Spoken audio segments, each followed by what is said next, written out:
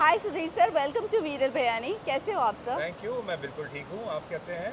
बिल्कुल ठीक sir. Sir firstly many congratulations Doordarshan join करने के लिए। क्या कहना चाहोगे? What inspired you sir? Thank you, thank you. I am also very excited about my new show. और देखिए, नया शो लाने में बहुत मेहनत लगती है और इस समय नए शो पे बहुत मेहनत हो रही है। जी। बहुत रिसर्च चल रहा है।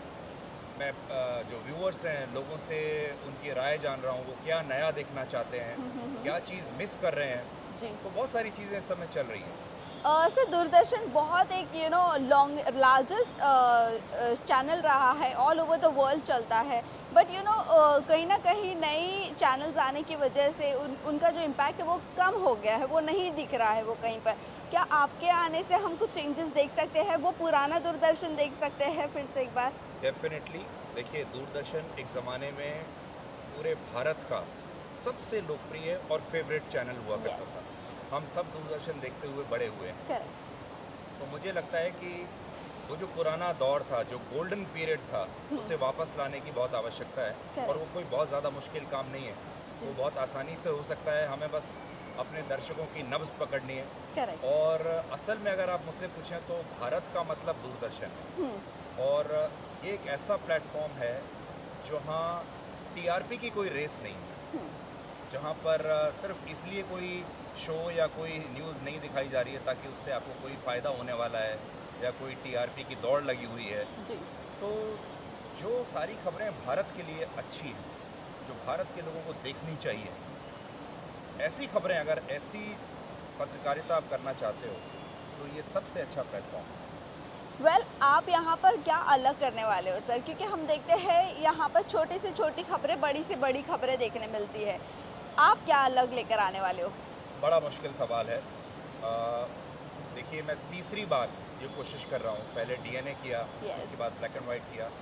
अब तीसरी बार भी लोगों का उतना ही प्यार मिले तो ये एक बहुत बड़ी चुनौती है। जी।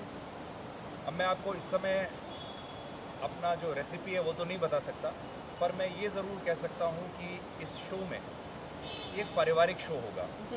फैमिली शो होगा। ओके। और मैं ये चाहता हूँ कि एक ऐसा न्यूज़ का शो होना चाहिए रात में 9 बजे जो पूरा परिवार जी। बैठ के देख सके, जिसमें आपके दादा दादी भी हैं, आपके माता पिता भी हैं, जिसमें बच्चे भी हैं, जी। छोटे बच्चे भी हैं, युवा भी हैं। और उनमें उनके सबके कुछ ना कुछ काम की उसमें खबर होनी चाहिए और उनकी आसान भाषा में होनी चाहिए। करेक्ट। एक्सप्लेनर्स होने चाहिए। आजकल देखिए कितने सारे मुश्किल विषय हैं हम्म। जो लोगों को समझ में नहीं आते हैं। करेक्ट। उन विषयों को डिकोड करने की ज़रूरत है। तो अगर आप मुझसे पूछें तो मैं ये सारी खबरों को डिकोड करूँ ओके। बहुत आसान भाषा में, सरल भाषा में, ताकि हमारे अगर दूर दराज गाँव में एक व्यक्ति ऐसा बैठा हुआ है जो कि पढ़ लिख भी नहीं सकता जी। और वो भी अगर ट्रम्प टैरिफ के बारे में जानना चाहता है तो हम उसे अपने उस दर्शक के लिए डिकोड करेंगे।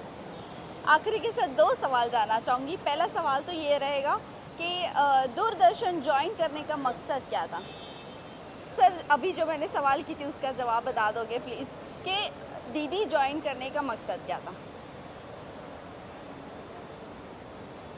सबसे बड़ा मकसद ये है कि अब मैं लोगों की पत्रकारिता करना चाहता हूँ, ओके। लोगों के लिए काम करना चाहता हूँ। लोगों ने, इस देश के दर्शकों ने, इस देश के समाज ने मुझे इतना सब कुछ दिया, यहाँ तक पहुँचाया।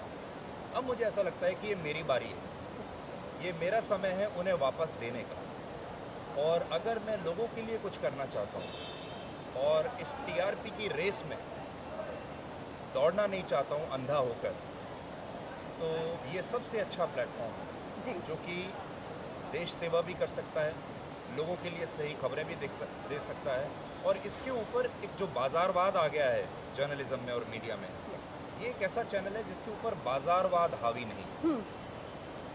आखिरी सवाल सर, आपका जो शो है पिछले शो से अलग होगा या सेम होगा? कितना डिकोड होगा, लेकिन कितना सिमिलर होगा, कितना अलग होगा? देखिए, मैं वैसे ही रहूँगा। जी। मेरी भाषा, मेरी सोच, मेरी पत्रकारिता वैसे ही रहने वाली है। प्लेटफॉर्म अलग होगा, जी। नाम अलग होगा, लेकिन मुझे लगता है कि वो आज के ज़माने का शो होगा। अगर ओके। 2025 में आप कोई नई चीज़ आज बनाते हैं तो उसमें टेक्नोलॉजी का ज़्यादा प्रयोग होगा, एआई का ज़्यादा प्रयोग होगा। ओके। और इस समय लोगों के मन में जो फ्लेवर है जी। न्यूज़ का, उसको ध्यान में रखने के बाद हम ये कंटेंट तैयार करेंगे। उसे ध्यान में रखने के बाद हम ये सारी जो जो नया शो होगा इसको बनाएंगे। तो मुझे लगता है कि ये शो बाकी शोज़ से ज़्यादा आगे का होगा, हुँ। ज़्यादा आगे का सोचेगा। ये फ्यूचर का शो है। Okay. Thank you so much sir, thank you. Thank you. Thank you.